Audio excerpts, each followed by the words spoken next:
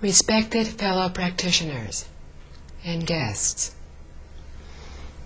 in the last talk we were speaking of the 6 paramitas which Bodhisattvas practice. We will conclude with the remaining 3 paramitas today. The first of these is diligence. We need to be diligent in everything we do. We need to accept our responsibilities and do our best to meet those responsibilities. We have discussed according, going along with proper conditions, not insisting that others have to do things our way. But we have said, when we go along with conditions, we go along with those that are proper. And this is one of the reasons we need wisdom, another of the paramitas, because we need to be able to discern what is proper and what is improper. When we have decided that something is proper and we are to do it, we should not be deterred when things go against us. We should be determined that if something is right, then it needs to be done to the best of our abilities. If we lack diligence, then as soon as something goes wrong, we will give up and say it's too difficult. We have a habit of doing this. If we were very diligent in our practice, then we more than likely would not be here today. We have not been diligent in our past lifetimes, not as diligent as we needed to be. When we encounter problems, we need to understand why we are. Everything that is happening to us is the result of what we created in the past. So the difficulties that we encounter now are simply the result of what we have done. Understanding this, we will not blame some outside force, saying it is the will of the heavens, and then give up. We understand we destined it. We set things into action by what we have done. But how we react to them is entirely up to us. Some people who do not understand say that Buddhism is very pessimistic, because we say there is much evil in this world. Buddhism is neither pessimistic nor optimistic. Buddhism is realistic. We understand why things are happening. Understanding, we use our judgment and our wisdom to determine what is the proper way to behave, and then we do so. In our practice, very often when we start our cultivation, we will begin to encounter many difficulties, many obstacles. Often these are brought about by our karmic creditors. These are beings that we owe debts to from our past lifetimes. If they think there is the possibility that we may achieve attainment in this lifetime. They know they will lose their opportunity for revenge. They will do whatever they can to cause difficulties for us. What we can do in our practice is to dedicate the merits from what we do, from our reciting the sutra, a Buddha's name, mantras, whatever our practice is. We dedicate the merits to those karmic creditors, to all beings in suffering. We ask the karmic creditors to please allow us to progress in our cultivation, that we will continue to dedicate the merits on their behalf, and that doing this, they will benefit greatly, much more than if they merely return the revenge, that if they merely get the revenge they are seeking. We tell them we will dedicate merits on their behalf. As we continue in our cultivation, as we try to move on, we can also encounter obstacles. This is perfectly normal. It is said, in the first year of our practice, the Buddha is right in front of us. In the second year, he has moved into the distance. And in the third year, he is like a cloud in the sky. We need to maintain the level of diligence that we had when we first began our practice, when we were very enthusiastic. We were enthusiastic and diligent when we knew almost nothing. Now, knowing, understanding so much more, there is much more reason for us to be able to be more diligent. And we need to be diligent as well in everything we do. We were discussing patience yesterday. Nothing is attained without patience and without diligence. At work, if we give up at the least difficulty, we will accomplish nothing. There needs to be a balance here. The balance needs to be between diligence and according, and we need to know what the differences are. We accord with others when everybody wants to do something and what they are doing is correct. We accord with them. To be diligent is to take on our responsibilities, to be determined to do something. In our determination, in our diligence, we are not attached. We need to understand all the very subtle differences here. A way to do this is to understand flexibility. We are not inflexible. We do not insist that things have to be done our way. When we insist things have to be done our way, we insist that others do them. Diligence is more internal. We ourselves are diligent in what we do.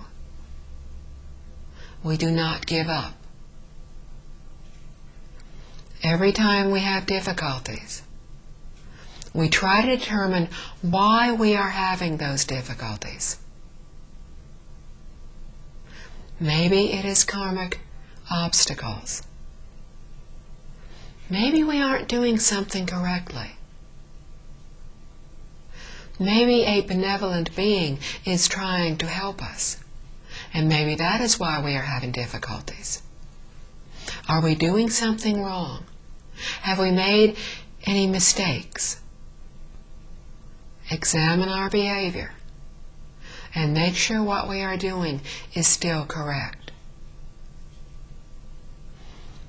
In our diligence, we need to be determined and courageous. This is spoken of in Liao Fan's 4 lessons. When we see something is correct, and we say that we will do it, we do not give up. We have practiced Buddhism many, many times before. But each of those times, something has gone wrong. If it had gone as was correct, we would not be here. But we are still in reincarnation, so we have made mistakes in our practice.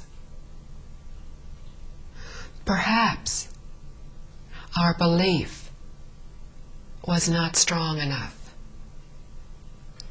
Perhaps we believed that the Buddha became enlightened, but perhaps we doubt that our nature is the exact same nature as his. Perhaps we doubt that we too have the ability to awaken, to become enlightened. Perhaps we do not believe. Perhaps we do not believe in cause and effect. Not as deeply as we need to. We understand it logically on a surface level, but we still react the same way that we always have. We still commit the same faults. We still make the same mistakes. So we do not truly believe in cause and effect. We do not truly believe what the Buddha told us. The Buddha told us what life is like, what existence is like in all of the Dharma realms. He told us what animal life is like. He told us what living in the hungry ghost realm was like. And in the Earth Treasure Sutra in particular, Buddha Shakyamuni explained very clearly what the hell realms are like. But we still do not believe. If we believed, we would be terrified at the thought of going there again. There is no way we would do anything wrong. But since we are still doing much that is wrong,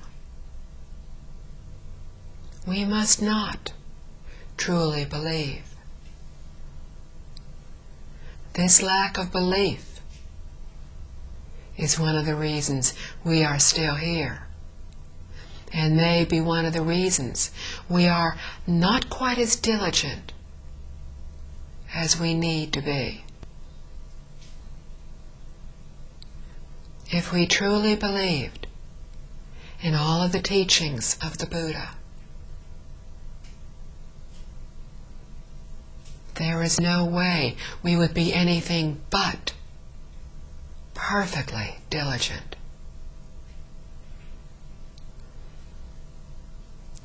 We forgive others and that is correct. But more than likely, we tend to forgive ourselves more than we forgive others. We lose our temper more with others than we do with ourselves. We become irritated with others. We need to be forgiving of others, very, very strict with ourselves. Those people around us, as much as they want to help us, they cannot make us change. Buddhas, Bodhisattvas, understanding as they do, with the abilities that they have, cannot change us. All they can do is teach us. All they can do is set the example, hoping that one of these lifetimes we will finally begin to understand. We will finally be diligent enough to let nothing deter us. What we do in this lifetime, we do as best we can, but understand nothing in this world is real. Nothing is permanent. Nothing lasts forever. The Diamond Sutra tells us everything is illusory. Dewdrops, a flash of lightning, a mirage. It is not real. We hear this. We immediately forget it. As soon as something happens, we again fall back into our bad habits, make the same mistakes, get wrapped up thinking everything here is real.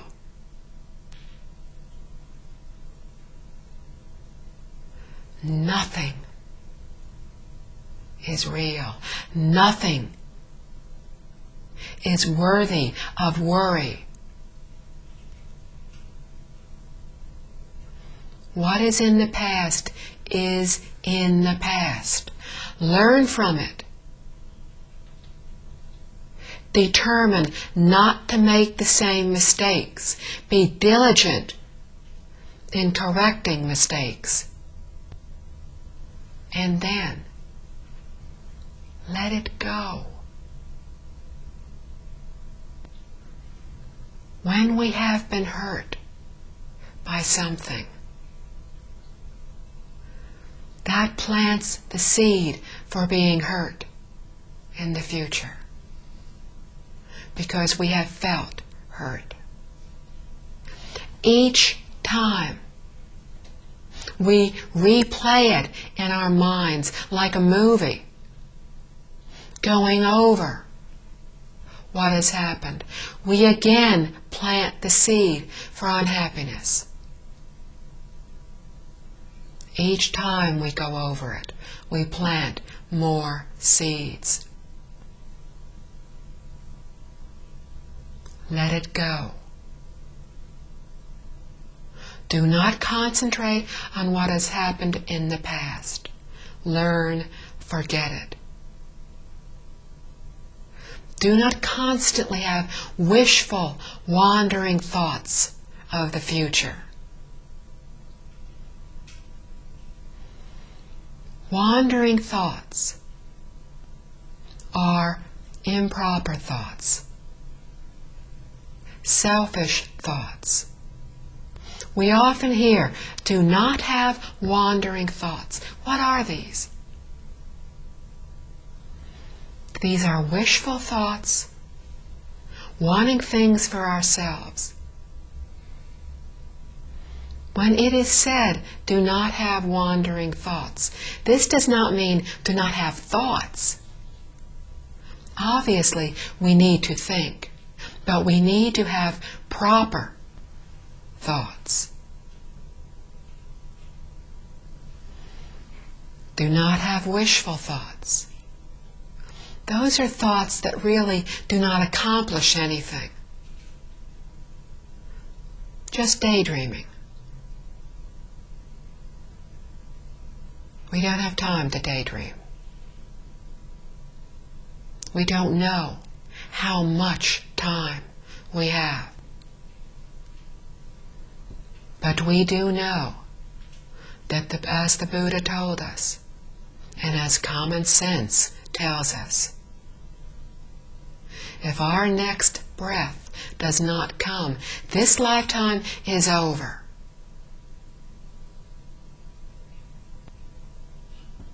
We cannot afford to waste another one. We have wasted far too many. Other beings that we have known in our past lifetimes, friends, parents, children, they have already awakened. They have become enlightened. They have transcended reincarnation. They are learning in the Western Pure Land everything they need to know to come back and help all other beings transcend as well. They have already transcended. We have not. We need to be diligent. The most important thing in this life is what will happen as we are breathing our last breath. Life is not important. Our death is important because that leads us to the next life and the one thereafter.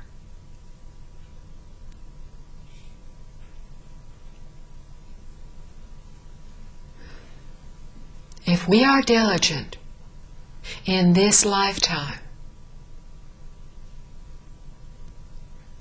if we make the vow that at the end of this lifetime we will be born into the Western Pure Land, if we practice very diligently, if we believe that we have the exact same nature as the Buddhas, we believe that as they have told us, we can do this, we can transcend, then we can be born into the Pure Land.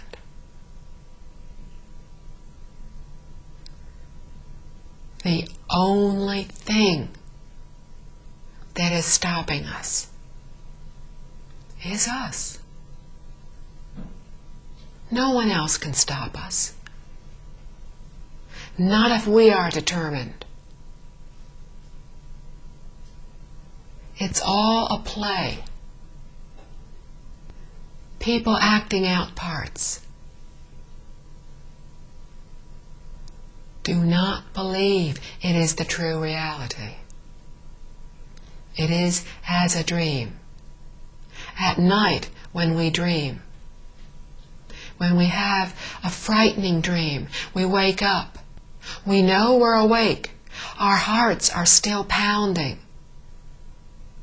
We still feel that fear. Gradually, our hearts calm down. The fear subsides. But in that dream, we were terrified. We believed it was real. We are in a much, much longer dream. But it is just a dream. We need to awaken from that dream. In our diligence, we need to not be deterred. We need to develop the next paramita of deep concentration, because this will help us greatly in our practice. If we have deep concentration, we will not be distracted by the countless things that go on around us. We will not be distracted by the countless things that go on within us. Our emotions, our wandering thoughts, our differentiating, discriminating thoughts between others and us, yours, mine. None of this is important. None of it is real. There is no such thing as you, me, yours, mine.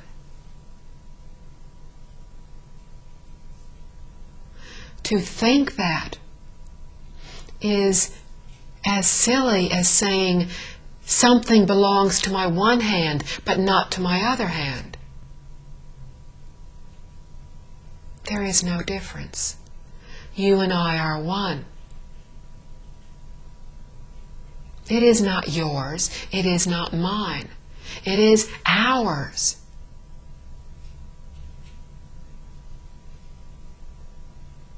Everything is one.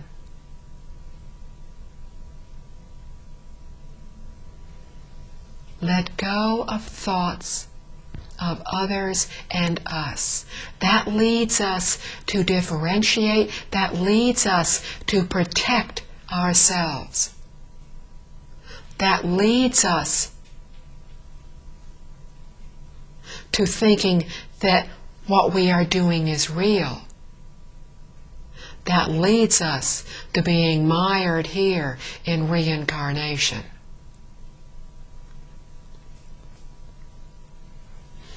To attain deep concentration, we can chant the name of Buddha Amitabha and concentrate solely on the sound of that name to replace other thoughts.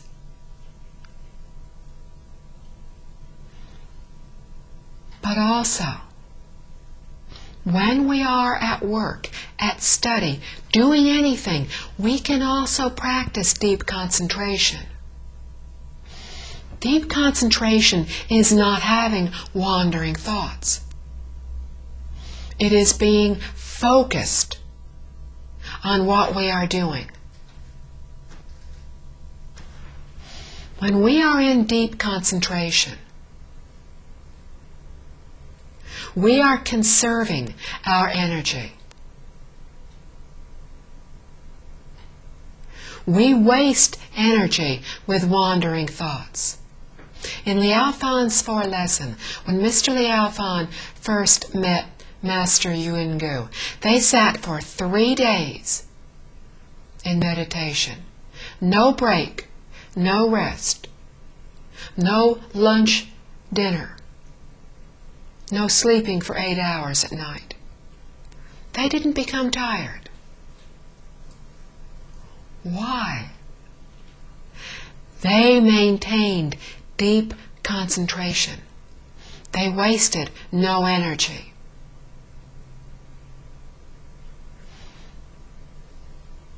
When we are doing something we enjoy, we find it very easy to concentrate. When we are reading a very good book, watching an engrossing movie, a television program,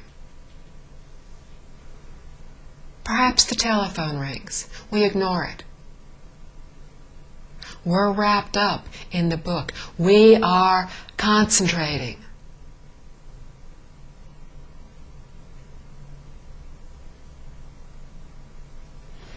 Deep concentration is to be totally focused on what we are doing, single-mindedly concentrating. We do this in everything we do. When we are at work, we can practice deep concentration. When we do so, we will be able to come up with a solution to problems much more quickly. When we are concentrating and somebody says, "It's time for lunch," we'll say, "Fine, you go ahead, I'll join you in a minute." And then realize 2 hours later, we're still working and we're really not hungry.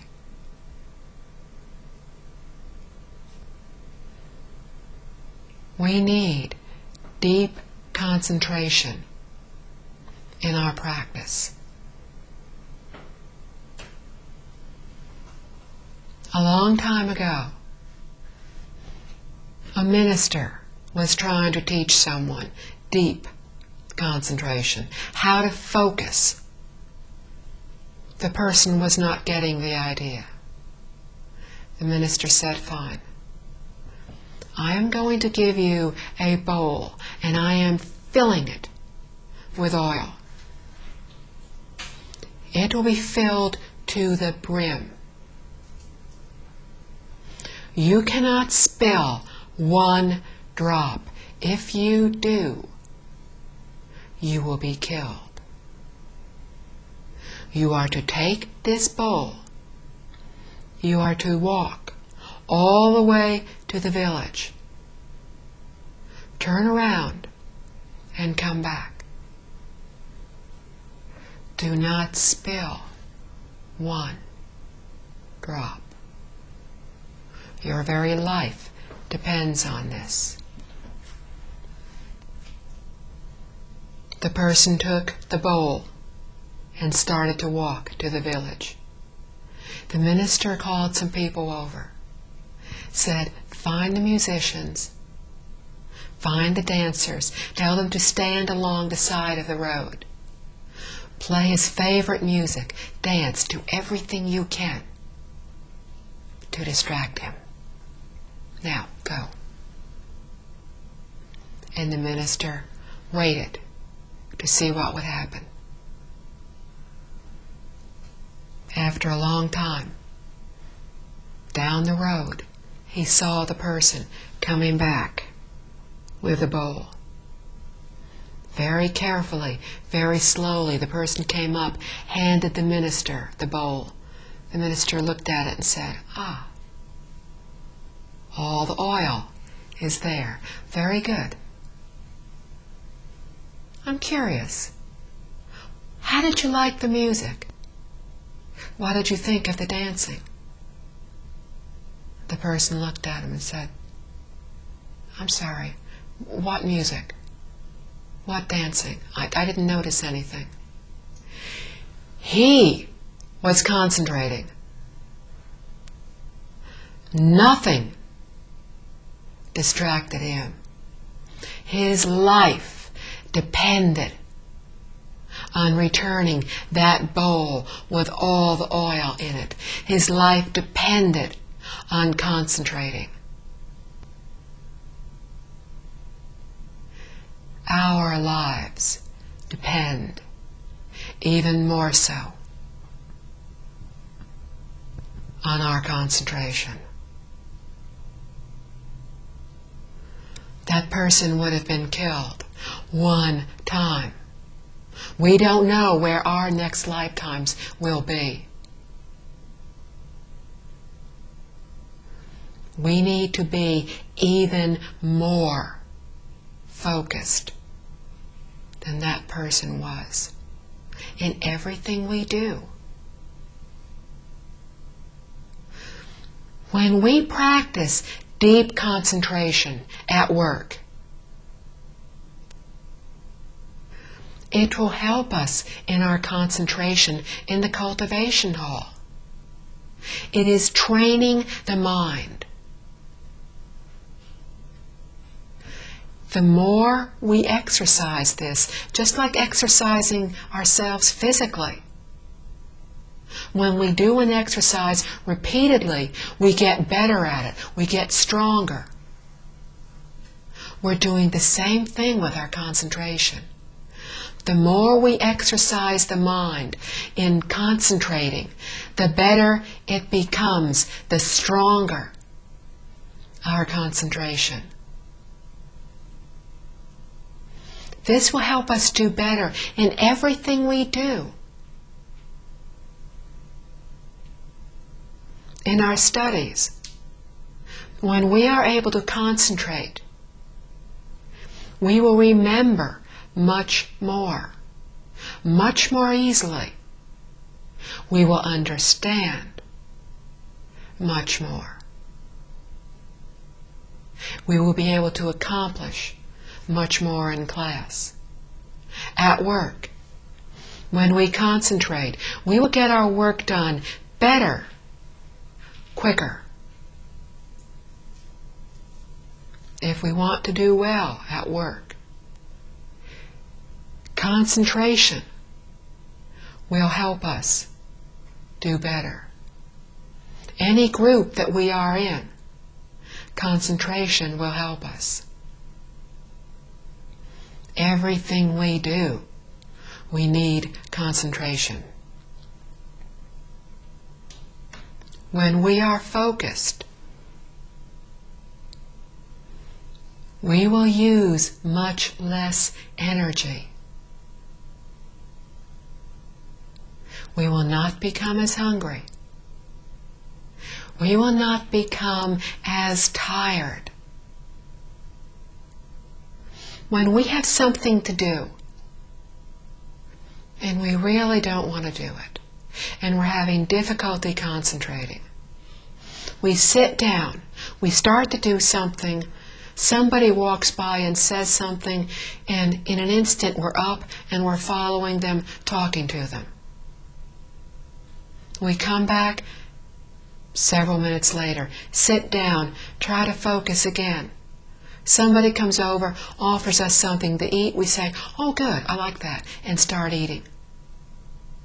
Our mind has wandered off again. Accomplishing anything in this way takes a very long time and will not be done well.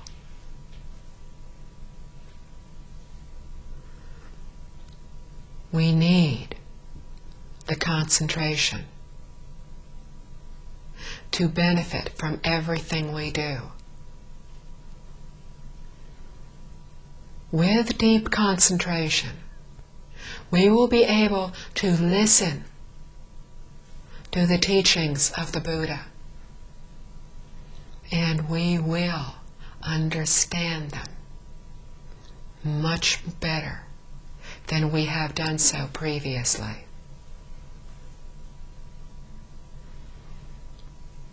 We stay in the cultivation hall to practice, to cultivate, to improve, to attain deep concentration. We use that deep concentration when listening to the teachings to be able to understand. Our cultivation and our listening to the teachings go hand in hand.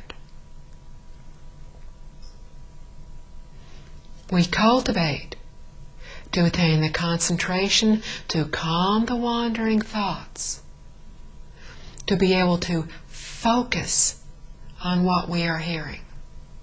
We listen and we focus on those teachings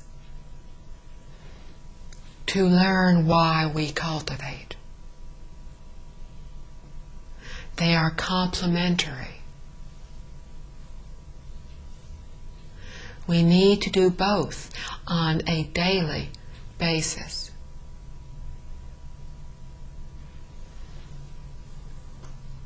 Deep concentration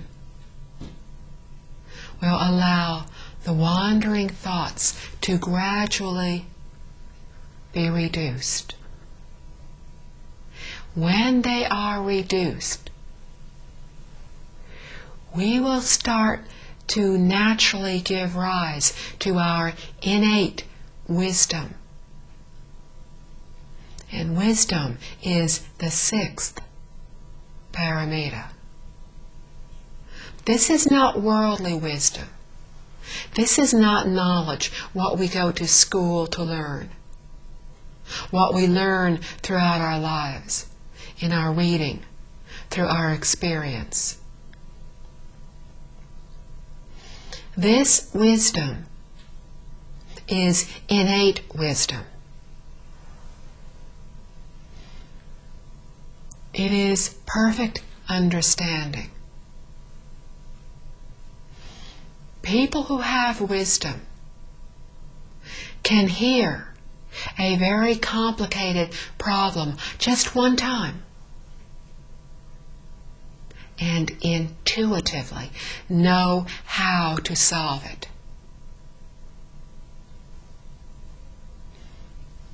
We too have this ability. They have begun to uncover their wisdom.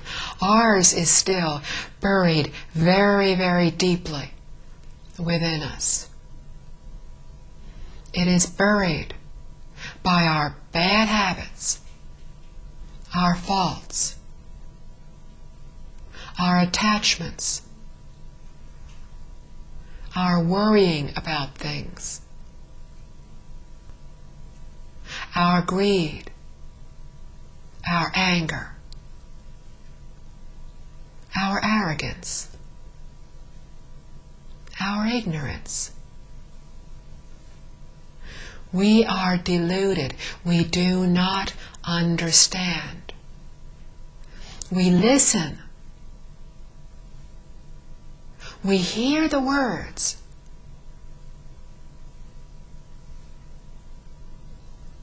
We don't understand. If we can practice, if we can concentrate, the wandering thoughts will calm down and that wisdom will start to arise from within us. It is perfect. Our compassion is perfect. Our abilities are perfect. They're already inside of us. We don't need to seek from outside of ourselves. Everything we need, we already have.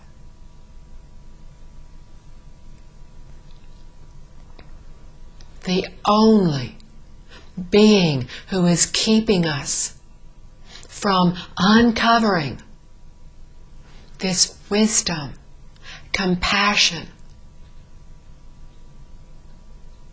loving kindness is us.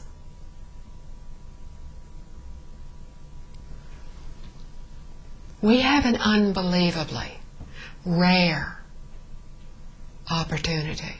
We cannot begin to understand how rare it is. Imagine a vast ocean, larger than anything we have in this world. larger than many, many worlds. At the bottom, the deepest part of that ocean, imagine one tiny bubble. Imagine it rising to the surface of that ocean. And imagine one very small wreath of flowers floating on the surface of that ocean.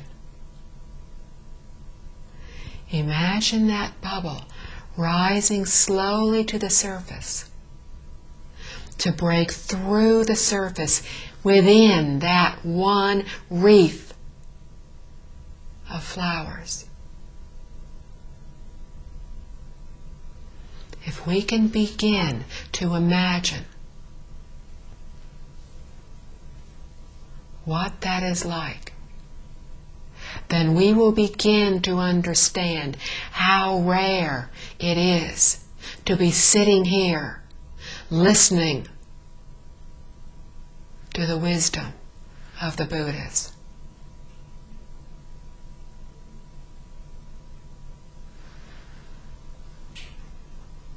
When Buddhism is gone from this world, and Buddha Shakyamuni told us how long the teachings would remain,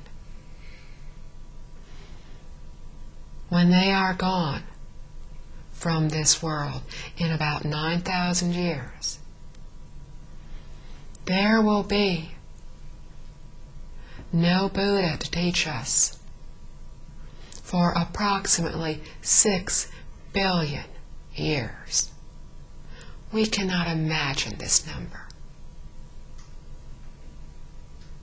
How long did we have to wait for Buddha Shakyamuni to be born?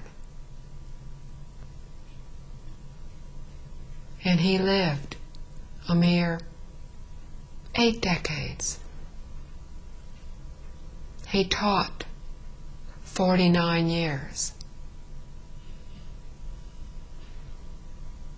We are living in times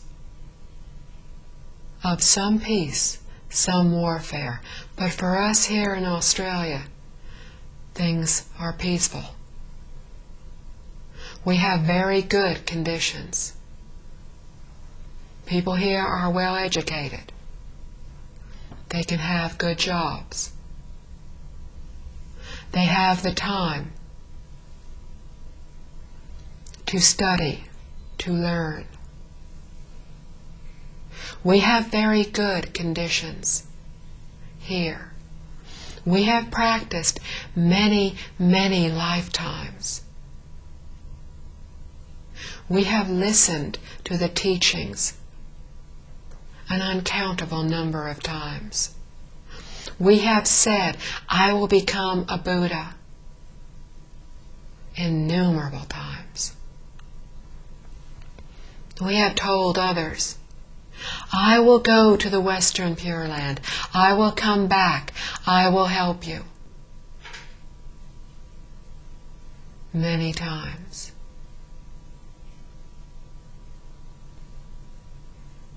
We have not done so.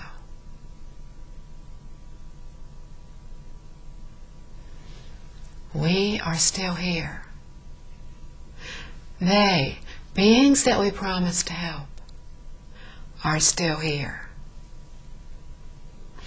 We do not go to the Western Pure Land for ourselves.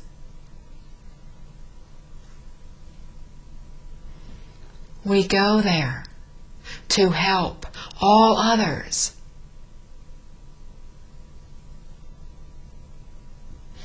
We go there to learn all the different methods.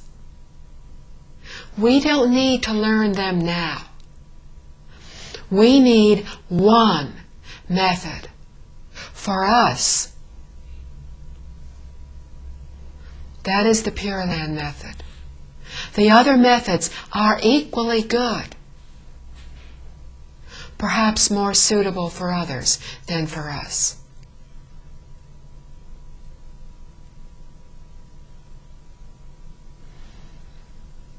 We have found the method that is appropriate for us, or we would not keep coming back for the cultivation, for the lectures, to be here.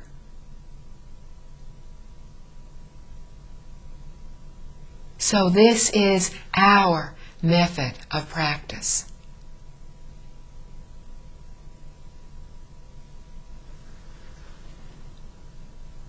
We have found the right method. We have found the good teacher. Our conditions are unbelievably good. We have no idea when was the last time we were able to practice Buddhism. And we have no idea, if we do not achieve attainment in this lifetime by being born into the Pure Land, when we will again hear the teachings.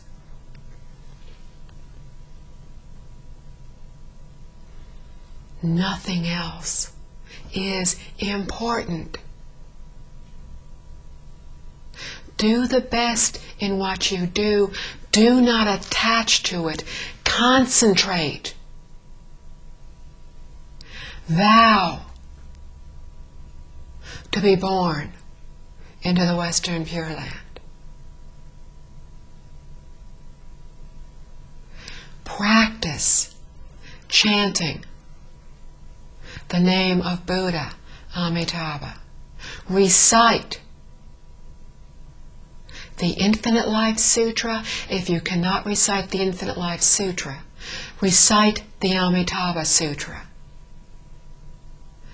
Read these sutras, one or the other. Concentrate in one. Recite one Buddha's name. Recite one sutra. Practice one method. Believe what the Buddhas tell us. The teachings of all Buddhas are the same, because the teachings of all the Buddhas are the truth. And the truth does not change. What Buddha Shakyamuni said 3,000 years ago was the truth. It is still the truth. It will always remain the truth. Buddha Shakyamuni told us of Buddha Amitabha and the Western Pure Land. He told us in our Dharma ending age, this would be a primary way of practice, of transcending reincarnation. Because Buddha Shakyamuni knew the problems we would have. He knew all about our bad habits, our wandering, differentiating thoughts. He knew beings in our Dharma ending age could not do it alone. We need the help of Buddha Amitabha. But even Buddha Amitabha cannot do it for us. He can only help us as a good teacher helps a good student. We are simply asking Buddha Amitabha to please help us, because his wisdom is perfect. His abilities are perfect. He can do so much more than we can. He can teach us what we need to concentrate on his name. Everything arises from the mind. If we are single-mindedly mindful of Buddha Amitabha, nothing else is in our mind. Only the thought, Buddha Amitabha. When we are thinking only of the Buddha, we are a Buddha in that instant.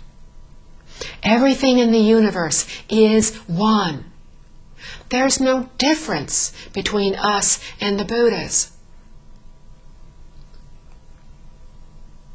We just haven't figured that out yet.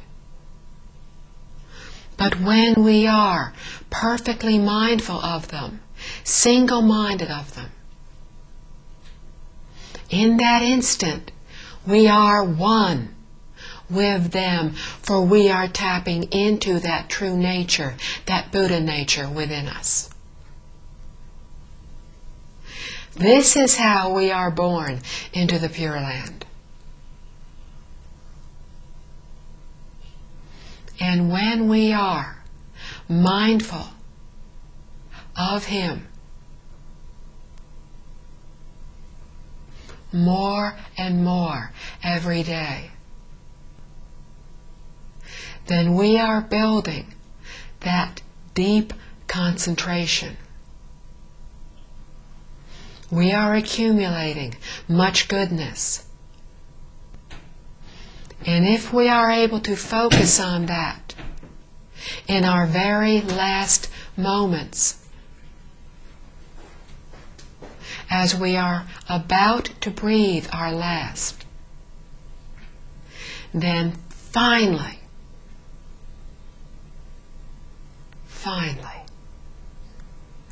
in this lifetime, we will be able to be reborn into the Western Pure Land.